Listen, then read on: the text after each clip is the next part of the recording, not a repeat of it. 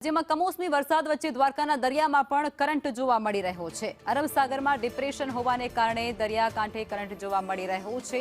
ઓખા સહિત બંદર પર 3 નંબરનું સિગ્નલ પણ લગાવી દેવાયું છે અને આ સાથે જ તમામ જે માછીમારો છે તેમને દરિયો ન ખેડવાની ખાસ સૂચના પણ આપી દેવાઈ છે।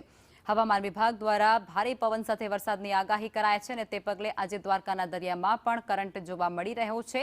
જે ત્યાંના માછીમાર લોકો છે તેમને દરિયો ન ખેડવાની પણ ખાસ સૂચના આપી દેવાઈ છે અને 3 નંબરનું જે સિગ્નલ છે ભયજનક તે પણ ત્યાં લગાવી દેવાયું છે।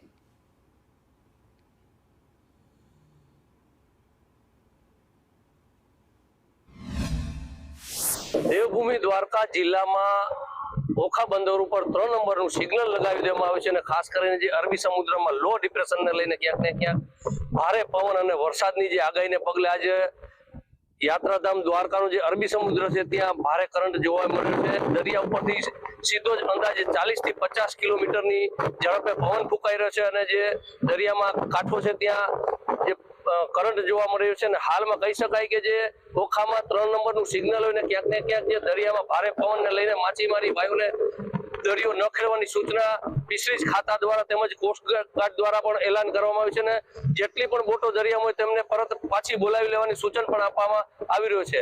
અનિલ લાલ સંદેશ, દ્વારકા।